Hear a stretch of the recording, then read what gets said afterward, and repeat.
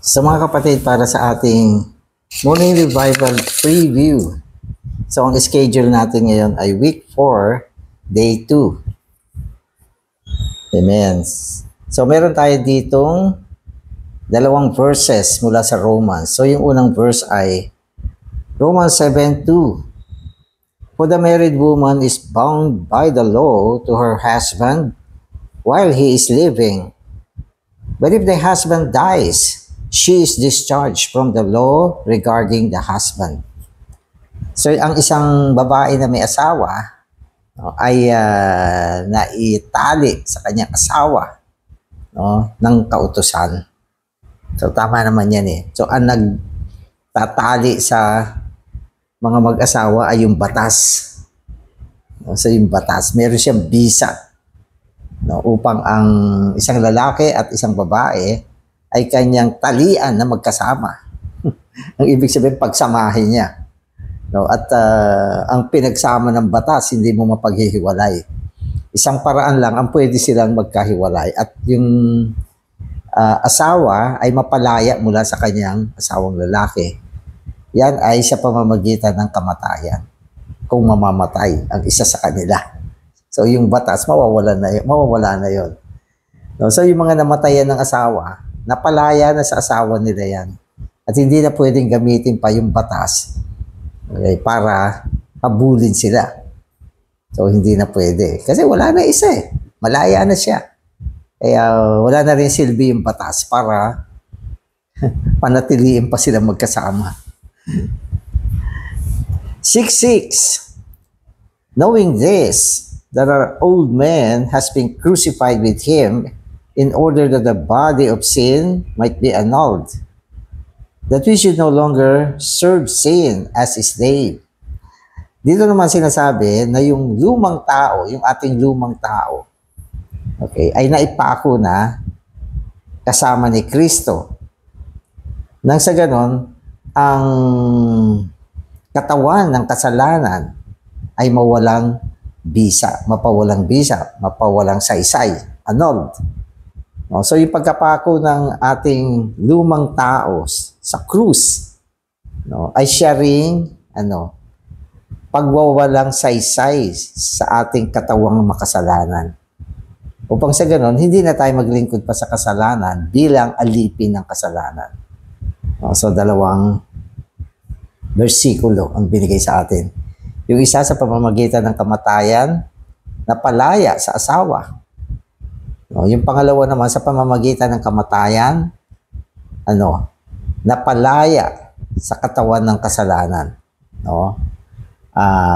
At ang lumang tao ay naipako na matay na, at ang resulta niyan, ang katawan ng makasalanan ay napawalan saysay.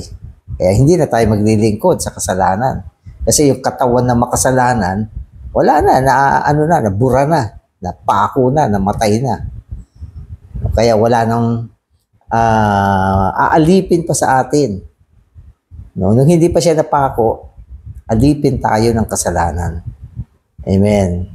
So magbabasa na ako. Romans 7:2-6 reveals that Christ is the new husband. Amen. Christ is the new husband. Amen.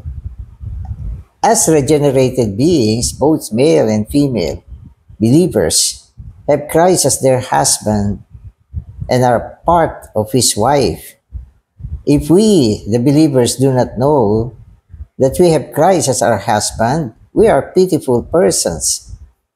For in effect, we are like widows, females who have lost their husbands.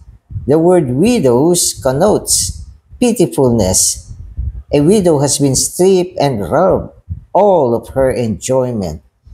She has lost everything of the enjoyment of human life. Amen. So ito may ilang pagpapaliwanag. So una, sinasabi sa atin sa Romans 7:2-6 na si Kristo na ang ating asawa. Bagong asawa. So kapag ikaw ay naisilang na muli, ibig sabihin naligtas ka. Ikaw ay asawang babae ni Kristo, bahagi ng asawang babae ni Kristo, at si Kristo ang asawang lalaki. Bago na yan. So lahat ng mga believers, ang kanilang asawa ay si Kristo. Kasi binanggit dito lahat ng mga naisilang na muli, ibig sabihin, ito ay sumasakop sa lahat ng mga nanampalataya. O, kung ikaw ay nanampalataya na sa Panginoon, naisilang kang muli. Dahil dyan, ikaw ay naipagkasundo na kay Kristo. At si Kristo na ang asawa mong lalaki. At kung si Kristo ang asawa natin lalaki, sama-sama lahat ng believers, sila ay binubuo ng asawang babae. Kaya lang, ito, meron sinabi rito. Pag hindi mo alam, ito ay katotohanan. Kasi sa mundo, lalo sa mga relihiyon, hindi masyadong binibigyan ng pansin itong mga salitang katulad nito. Para sa kanila, parang walang kabuluhan yan. Para tayo maging asawa ni Kristo. Parang hindi, asawa ng Diyos. Parang ayaw nila yung mga salitang yan. Parang napakatigas na hindi mo maintindihan paano yung mag-asawang tao, naiintindihan natin. Pero yung mga believer, bilang asawa ng Diyos, okay? At ngayon naman, sa New Testament, ay asawa ni Kristo, hindi nila alam, hindi nila naiintindihan. So, yun yung sabi sa atin. Maraming hindi naiintindihan yan. At dahil dito, sila ay katulad ng mga byuda na walang asawa, nakakaawa. Kapag ang isang byuda ay isang babae na namatayan ng asawang lalaki at nailagay siya sa isang nakakaawang sitwasyon. Sapagkat namatay ang kanyang asawa, lahat ng kanyang enjoyment sa aspekto ng pagiging tao na wala na rin, kaawa. Pero kung tutusin, hindi naman siya nakakaawa eh. Hindi lang niya alam kasi na asawa niya ay si Kristo. Siya ay asawa ni Kristo o bahagi ng asawa ni Kristo. Hindi niya kasi alam eh. Dahil hindi niya alam, nabubuhay siya bilang isang byuda. Walang pagtatamasa. Pero kung alam mo to, malaking pagbabago sa buhay mo. Kaya kung di mo alam, dapat ngayon, alam mo na. Diba? So yung mga hindi mo alam, pwedeng malaman mo. Katulad nito. Hindi mo alam na ikaw ay isang believer ng iyong asawang lalaki ay si Kristo. Hindi mo alam. Pero ngayon, alam mo na. Kaya huwag ka na mamuhay bilang isang byuda na walang pagtatamasa. Amen. Christians have Christ as their husband. Yet it is pitiful that many of them do not know Him as their husband. Sino ba ang may sabi na ang isang Kristiyano, ang kanyang asawa ay si Kristo? Ang Biblia ang nagsabi niyan. Hindi natin inimbento yan. At dahil ang Biblia ang nagsabi niyan, yan ay totoo at dapat nating paniwalaan. Kaya lang, marami talaga hindi nila alam. At maring kung marinig man nila, ayaw nilang pansinin. Kaya sila ay naging mga pitiful. Pitiful. Parang ano yan eh. Gumawa tayo ng example. Ano ba, isang babae. Nagkaroon siya ng asawang lalaki. Nagwapo na. Gwapo. Ubod ng yaman. At isang araw, nagkaroon siya ng sakit sa isip. Hindi na niya kilala at hindi na niya alam na asawa niya ito. Di ba? Kakaawa. Pero yung mga believers, hindi naman nagka-amnesia. Hindi lang talaga nila alam. At ngayon, dapat malaman nyo na. So, salamat sa preview. Yung mga hindi nakakaalam, narinig nyo at nalaman nyo na.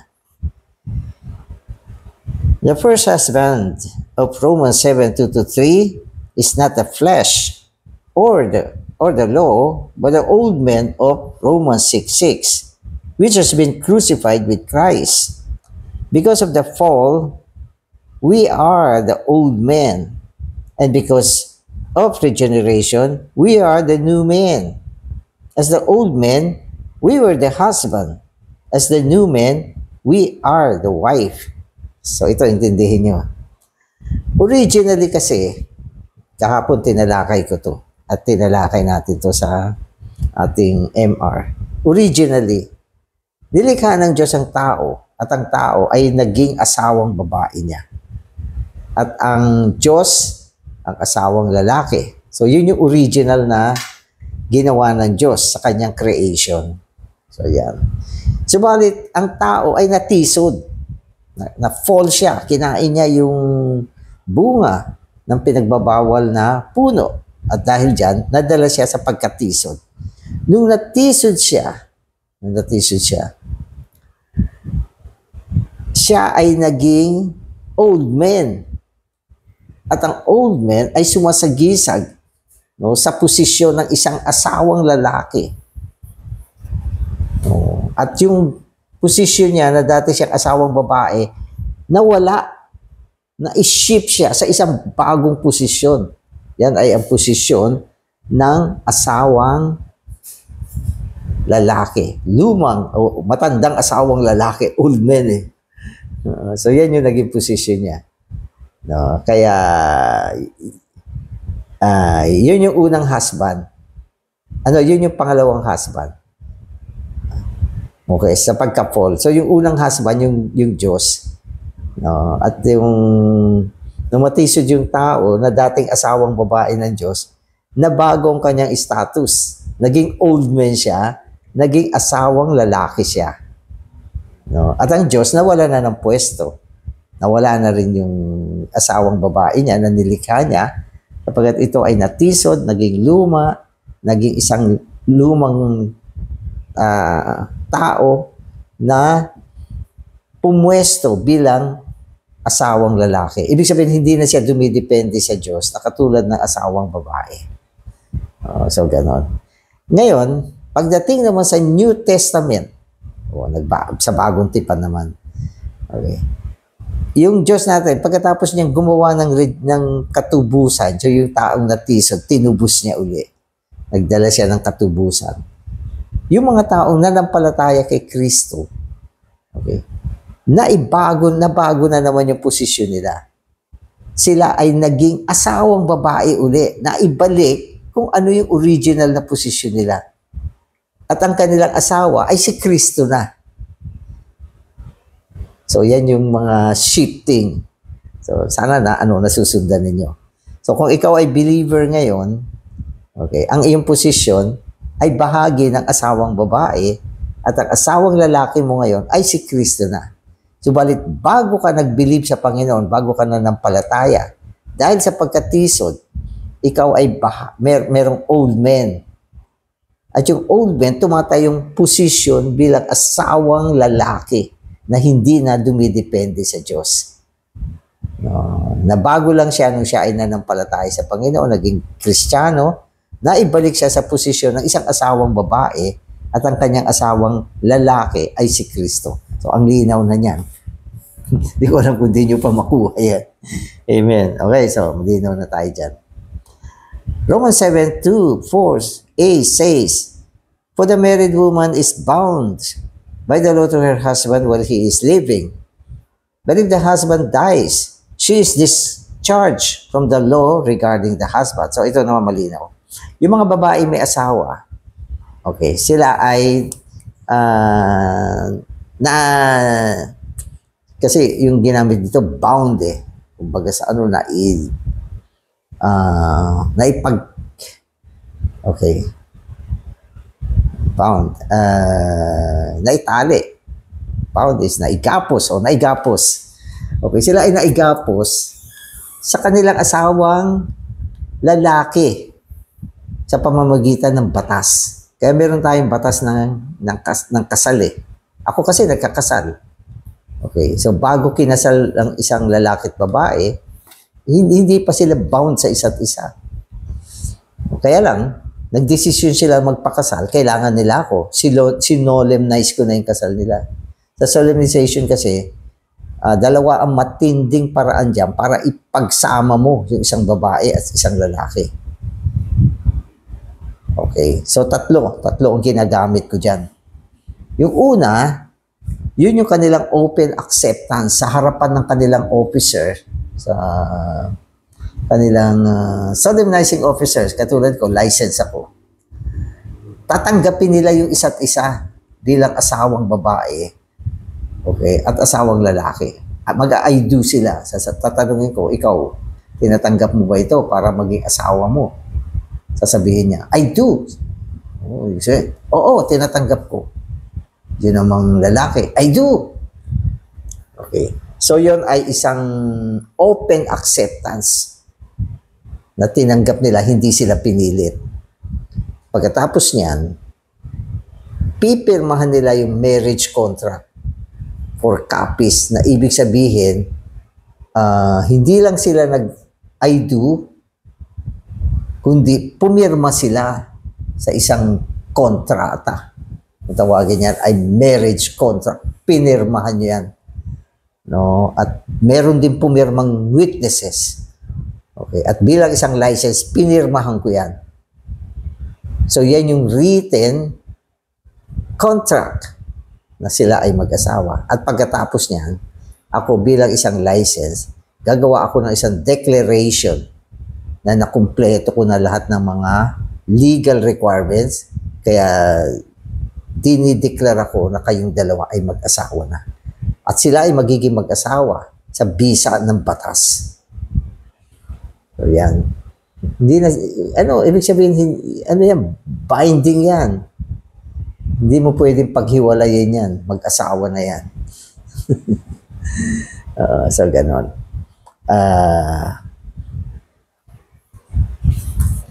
Pero, okay, merong paraan para mapaghiwalay sila. May paraan. Kailangan mamatay muna yung isa sa kanila. So, kaya yung iba sinasabi, till death do us part. Hanggang sa kamatayan ay paghiwalayin tayo. Oh, kaya kayong mga mag-asawa, may mga asawa, kailangan alam nyo to. Binding yan. Hindi ka pwede magsabi sa asawa mong wala kang pakialam sa akin. No. You cannot do that. You cannot say that. Oh, ano ba, hinanap ka. Saka, hindi ka pa umuwi. Ay, wala kang pakialam sa akin. Hindi pwedeng wala. Asawa ka na, kumbaga sa na igapos ka na sa batas ng asawa mo. At yung batas naman sa labas, sinusuportahan niya yan. Amen. So, ganun yan. Okay. So, ulitin ko yung first part. For the married woman is bound by the law to her husband while he is living. But if the husband dies, she is discharged from the law regarding the husband. Kung namatay na yung asawang lalaki. Ito. So then, if, while the husband is living, she is joined to another man, she will be called an adulteress. So, yun. Buhay pa yung asawa. Yung babae nakisama sa ibang lalaki. Siya ay kakatulan bilang isang nakikiapid. Kaso yan. Mabigat na kaso yan. Ganun. So, hindi pwedeng ganun. So, ibig sabihin, hindi ka malaya na makipag-ugnayan sa ibang lalaki. Kasi, naigapos ka na sa asawa mo, isang lalaki lang. Amen. But if the husband died, okay, but if the husband died, sa uli, pag namatay yung lalaking asawa, she is free from the law. Libre na siya. Hindi na pwedeng gamitin yung batas. So that she is not an adulteress, though she is joined to another man. So, pag namatay yung asawa ng isang babae, at nakisama naman siya sa ibang lalaki, hindi na siya nangangalunya. Hindi na pwedeng i-charge ng nangangalunya. Kasi, nakalag na yung kanyang gapos doon sa asawa niya na namatay. Hindi na pwedeng gamitin yung batas para akusahan siya. So, ganun. Libre na siya. Malaya na siya. Kung namatay yung kanyang asawang lalaki. Amen. So then, my brothers, okay, ito, ginamit ni Paul kasi yung mga ganyang bagay para ipaliwanag ang mga katotohanan tungkol sa old man, tungkol sa ating kaugnayan kay Kristo.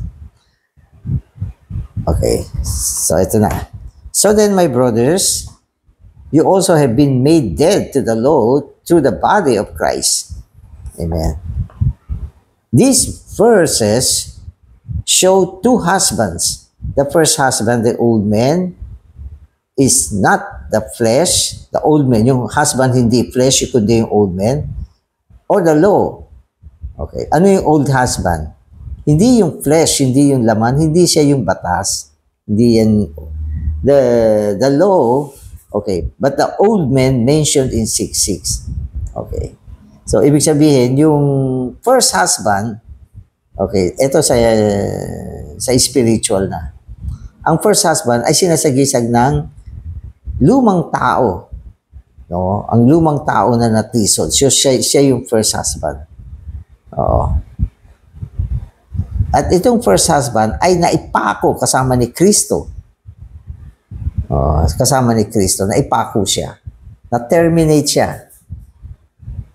sa pamamagitan ni Kristo. So, si Kristo na namatay, okay, kasamang nalakip o nalakip sa kamatayan yung old man, na-terminate yung old man, at si Kristo ay naging ang bagong asawang lalaki. So, ganun. So, yung first husband namatay, na-release ang makasalanan bilang isang babaeng may asawa, namatay na, na-release, hindi na pwedeng gamitin yung law. Okay. So, ang nangyari ngayon, siya ay na-convert bilang isang wife to Christ, at si Christ na ang bagong husband. Amen. Okay. Since our old man, who was the old man? Old husband. Since our old man, who was the old husband, has been crucified with Christ, we are freed from his law and are joined to the new husband, Christ, the ever-living one. So, makikita natin dito, legal ang ating pagiging na-join kay Kristo kasi namatay na yung old man. So, legal siya. Praise the Lord. Tayo ay mga dating lumang tao na nagkaroon ng posisyon bilang isang lumang asawang lalaki. Okay. No, suwalit sa pamamagitan ng ating pagsampalataya sa Panginoon, nabago ang ating status. Yung lumang tao na crucified, namatay. Okay. At si Kristo na bilang mga bagong tao, okay, ang ating asawang lalaki. Okay, so malinaw na yan. Paulit-ulit ko lang sinasabi para hindi tayo malito. Amen. Since our old man, who was the old husband, has been crucified with Christ, we are freed from his law and are joined to the new husband, Christ, the ever-living one. As believers, we have two statuses.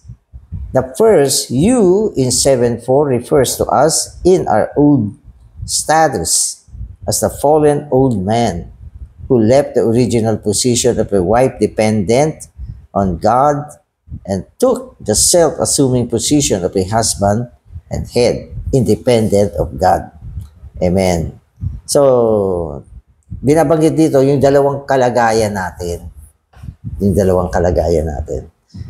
Okay. So, yung una, binabanggit na tayo ay naging mga lumang tao dahil sa pagkatisod. At dahil sa pagkatisod, naiwala natin yung posisyon natin, okay, bilang mga nilikha na asawa ng Diyos.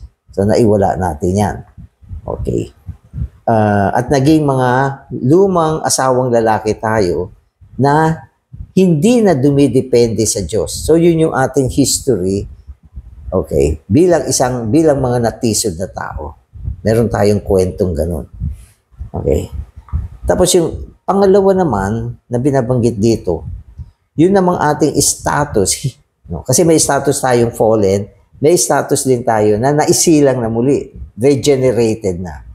At bilang mga naisilang na muli, naipanumbalik yung ating original na posisyon. bilang mga asawang babae. Naibalik siya. Okay. At dahil dito, muli natin kinuha si Kristo bilang ating ulo at ngayon umaasa na tayo sa Kanya. Ang laki ng pagkakaiba. No? Mula nung original, mula nung natisod, mula nung na-regenerate, pinakita yung iba't ibang posisyon natin. No? At iba't ibang kalagayan natin. So ngayon, salamat sa Panginoon, no, naibalik tayo sa original na posisyon natin. Ito ay sa pamamagitan ng pagkasilang na muli. No? At yung ating abnormal na posisyon bilang naging lumang tao tayo at naging asawang lalaki na naiwala natin yung Diyos, okay, ay nabago sa pamamagitan ng ating pagkasilang na muli, na ibalik sa atin yung posisyon bilang isang asawang babae na ngayon ang ating asawang lalaki ay si Kristo na. Amen. So yan yung latest at yan yung posisyon natin ngayon. Kaya lang, meron din tayong isang status ng old men. Amen. Okay. We no longer have the old status of the husband, for we have been crucified. We now have only the new status of a proper wife, in which we take Christ as our husband and should no longer live according to the old man, that is, no longer take the old man as our husband. So, kailangan i-apply na natin yung pamumuhay na hindi na tayo nasa lumang kalagayan na kung saan tayo ay naging isang asawang lalaki sa ating posisyon bilang isang lumang tao. No? At isang asawang lalaki na hindi na dumidepende sa Diyos. Kundi kailangan maibalik tayo sa posisyon bilang isang asawang babae na dumidepende na kay Kristo bilang ating asawang lalaki. So yun yung application. Yung application, yun yung ginagamit natin word is dependent. Dependent. Malaking word dito, itong dependent. Dependent. Halimbawa, tingnan ninyo. Ang tao, dependent sa food. Umaasa lang siya sa pagkain para mabuhay siya. Kung inalis mo yung food, hindi na siya mabubuhay. Yung hangin, ganun din. Umaasa tayo sa hangin. Kung inalis mo yung hangin, hindi na tayo mabubuhay. No, yung liwanag, yung hangin, so lahat ng yan ay mga essential na bagay na kung saan umaasa tayo. Umaasa tayo. So yun yung ibig sabihin ng dependent. At bilang mga believer, na bago tayo, dependent na tayo sa Diyos. Umaasa na tayo sa Diyos ngayon. So yun yung ibig sabihin ng wife. Amen. Because fallen man left his proper position as God's wife and desired to be the husband, God gave him the law, which he cannot possibly keep. The law is intended not for the wife, but for the husband. And the law was given, not that it might be kept, but that the old man might be exposed. Paul thus refers to the law as the law regarding the husband. Amen. So, nung ang tao ay na-fall, naging fallen, at siya ay naging isang old husband, dun binigay ng Diyos ang kautusan. Upang sa pamamagitan ng kautusan, ma-expose ang kasalanan ng tao. So, ginamit niya yung kautusan. At ang kautusan, binigay niya hindi para sundin, kundi para i-expose ang kalagayan ng lumang husband.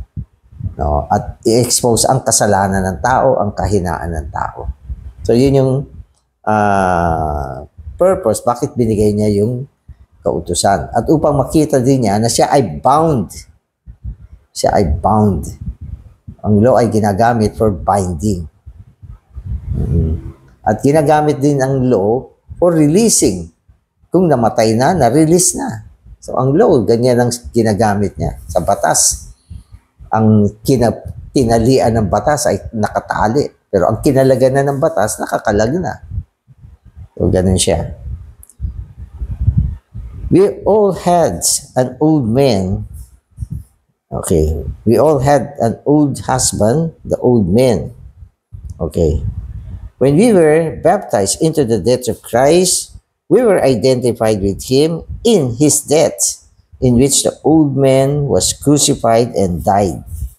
Amen. So, sinalo na dito yung baptism. Kasi, sinasabi natin, tayo ay nabaptize tungo sa kamatayan ni Kristo. At maganda yan. Sa kamatayan ni Kristo, yung old man ay nullified. Nawalan ng bisa, nawalan ng kabuluhan, namatay na. Okay, at tayo ay napalaya na sa old man. No? At nailipat na tayo kay Kristo at si Kristo ang naging asawang lalaki. At sa kanya na tayo dumidepende. Amen. Through the death of our old man, the body of sin was annulled. Since the law was intended for and given to the old husband, the old man, the death of the old man also has made us dead to the law through the body of Christ. Amen. So we are also dead to the law. Hindi na pwedeng gamitin yung batas sa atin. Paano mo gagamitin yung batas para i-bound mo yung isang tao na namatay na? Hindi mo na pwedeng gamitin yan. Yun yung tao pag may utang at namatay siya, wala na. Hindi mo na masingil siya. Hindi mo na masisingil. Amen. So, ito yung history natin. So, salamat sa Panginoon. Naging malinaw tayo sa kasaysayan ng pagiging tao natin. Mula sa creation, sa pagka-fall, sa pagka-redeem, at mga taong naisilang na muli. So, ano yung present na condition natin? Mga asawang babae, okay, na naipagkasundo na kay Kristo bilang ating asawang lalaki. At dapat magkaroon na tayo ng isang pamumuhay na umaasa, dumidepende sa Panginoon.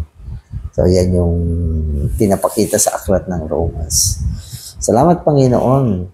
Kami ay nailakip na sa iyong kamatayan. At dahil dito ang aming lumang tao ay na-terminate na rin, nawala ng saysay. Salamat din, Panginoon, na kami napalaya na mula sa pagkatisod na kung saan kami ay nagkaroon ng posisyon ng pagiging lumang tao, isang posisyon ng asawang lalaki. Subalit sa pamamagitan ng aming pagkasilang na muli, pananampalataya sa iyo, Panginoon, binago mo uli ang aming posisyon upang kami ay tumayo ngayon bilang asawang babae at kunin ka bilang asawang lalaki at patuloy na dumipende lamang sa iyo. Amen.